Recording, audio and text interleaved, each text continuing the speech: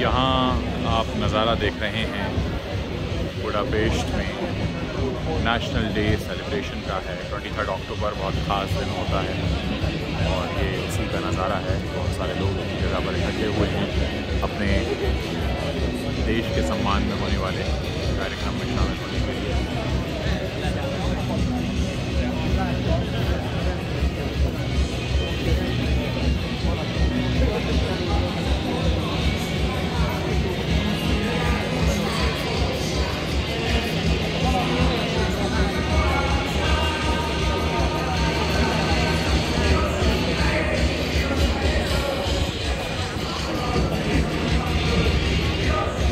आप देख पा रहे हैं बुडापेस्ट में कैसे सभी लोग इकट्ठे हुए हैं जगह पर अपने नेशनल डे सेलिब्रेशन के मौके पर।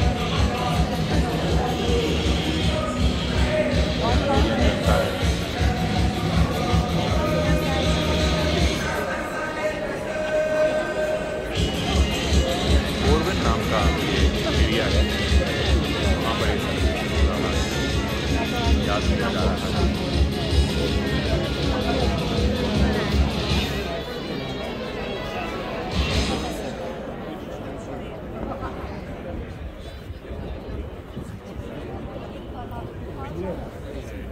Kedves 1956-os és 2006-os bajtársak, tisztelt Hölgyek és Urak! Szeretettel köszöntök mindenkit a Corvin közben, és mindenkit, aki akár az interneten követi mai gyűlésünket. A Corvin köz az 1956-os forradalom szíve, a nemzeti ellenállás központja volt, ahol a rendszerváltás óta minden évben több megemlékezést is tartottak, de mára csak mi maradtunk. A nemzeti ellenállást viszont folytatjuk, hiszen ahogy Pongrácz Gergely, a Corvin köz legendás parancsnoka is mondta, kimentek a tankok, de bejöttek a bankok. Most pedig egy új világrendet akar ránk kényszeríteni a Covid diktatúra. Rendezvényünket kezdjük méltóképpen a himnusz közös eléneklésével, melyben Vári Kovács Péter közreműködését is kérem. Majd igei köszöntőt mond Kovács Attila, a református lelkész, aki mellesleg képviselőjelölt is.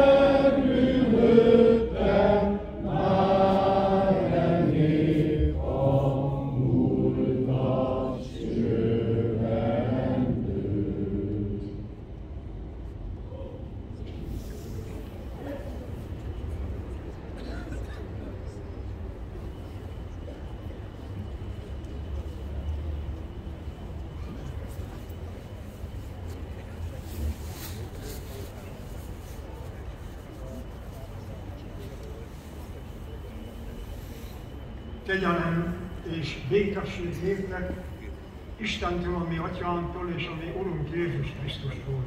Amen. Kedves testvéreim, két igével köszöntelek benneteket a szolgálatban. Máté evangélium a 6. részének a 24. versét olvasom, ami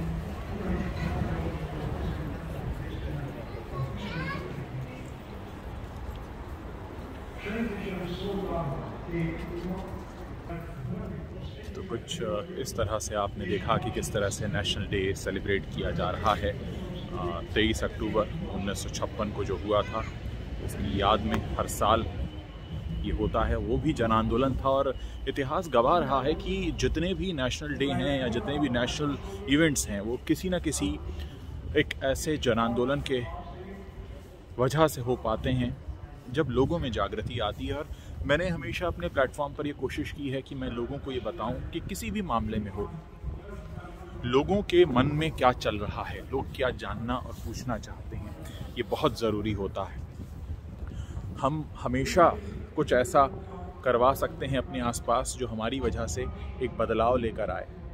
हम अपने शहीदों को अपने देश में भी याद करते हैं और इसीलिए याद किया जाता है क्योंकि जो भी लोग हमारे बीच एक नई जागृति ला पाते हैं, कुछ नयापन ला पाते हैं, नई सोच ला पाते हैं, वो बहुत ज़रूरी होता है। और मैंने देखा कि यहाँ के लोगों में भी वही जज्बा है। मैं आपको बता दूं कि 1956 का ये जो जन आंदोलन हुआ था वो सक्सेसफुल नहीं था। उसके बावजूद उसको एक नेशनल डे के तौर पर मनाया जाता है। यानी वो एक सोच जिसने हंगरी के लोगों को ये सोच दी, एक इच्छा दी कि हमें स्वतंत्र होना है, हम रशियन अत्याचार को नहीं सहेंगे। तो ये वो बातें हैं जो हमेशा हर राष्ट्र को आगे बढ़ने में मदद दिलाती हैं। तो चलिए, एक हंगरी से भी मैंने अपने न्यूज़ चैनल के लिए ये एक पहली रिपोर्ट की है और कोशिश करूँगा कि मैं जिन भी देशों की यात्रा करूँ वहाँ के भी लोकल इश्यूज़ के बारे में आपसे बात करता रहूँ, आपको बताता रहूँ।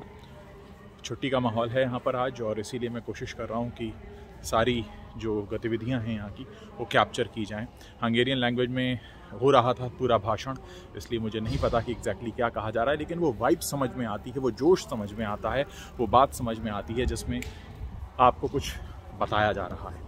तो ये मेरे लिए एक अच्छा मौका रहा कि 23 अक्टूबर को मैं यहाँ था, तो मैंने इनका ये जो नेशनल डे सेलिब्रेशन है वो देखा भी और आपको दिखाया भी।